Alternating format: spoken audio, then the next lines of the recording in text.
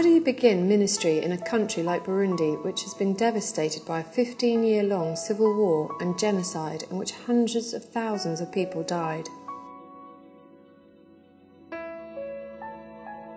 What can be done to help the Burundian people who live in the fourth poorest nation in the world and are suffering under extreme poverty, malnutrition, trauma, abuse, and a myriad of sicknesses? As a Christian, how do you show Christ's love to a nation where 20% of the population is HIV positive and 1 in every 5 people are dying of AIDS? In a country where Islam and the cults are rapidly growing, how can the church make a meaningful redemptive connection with the many spiritually lost people of Burundi? What must be done in Burundi when the harvest is plentiful but the workers are few? Jim and Meg Thacker have answered God's call to go to the nation of Burundi to begin a new work there for the Assemblies of God. God gave Jim and Meg a vision for the country with specific goals of how to help address the great spiritual needs of the people. One of the specific goals of the Thacker's vision was to help build the church by addressing the tremendous need for evangelism through church planting in Burundi. The vast majority of Burundian people are spiritually lost and in desperate need of the saving power of the gospel of Jesus Christ. Many areas of Burundi are totally unreached, having no evangelical churches at all. When Jim and Meg first arrived in Burundi, there was only one Burundi Assemblies of God church in the whole country. Now, through the grace and power of God, Jim and Meg have been blessed to help the church grow from one local assembly in 2005 to 48 churches today.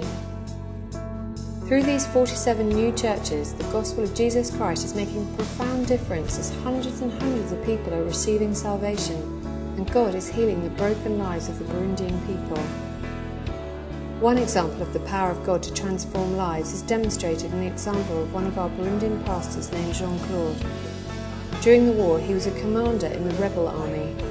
He was a man full of hate and anger, and he fought in many battles and killed many people. Jean-Claude was later captured by the Burundian army and put in prison. While he was in prison, he heard the saving gospel of Jesus Christ. He was greatly convicted of his life of hate and sin. He gave his heart to Jesus Christ and his life was completely changed. God then called him to go back to the same area where he used to kill people and start a church there. Jean-Claude now pastors our new church in the city of Rutana.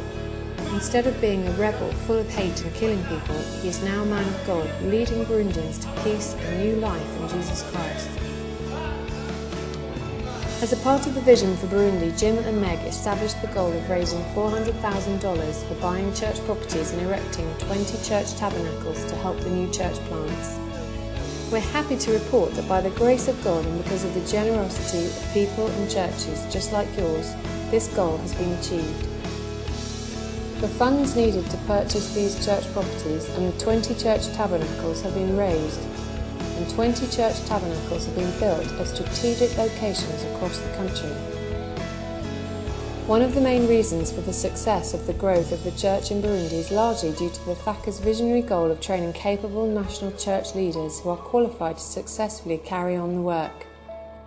When Jim and Meg first arrived in Burundi, Bible school education was virtually non-existent. They responded to this strategic challenge by starting one of the very first full-time ministry leadership Bible schools in the country. They also established an extension Bible school to provide for the training needs of the up-country pastors. These Bible schools are having tremendous influence in the lives and ministries of many Burundian spiritual leaders. All that has been accomplished in Burundi is for and due to the glory of God.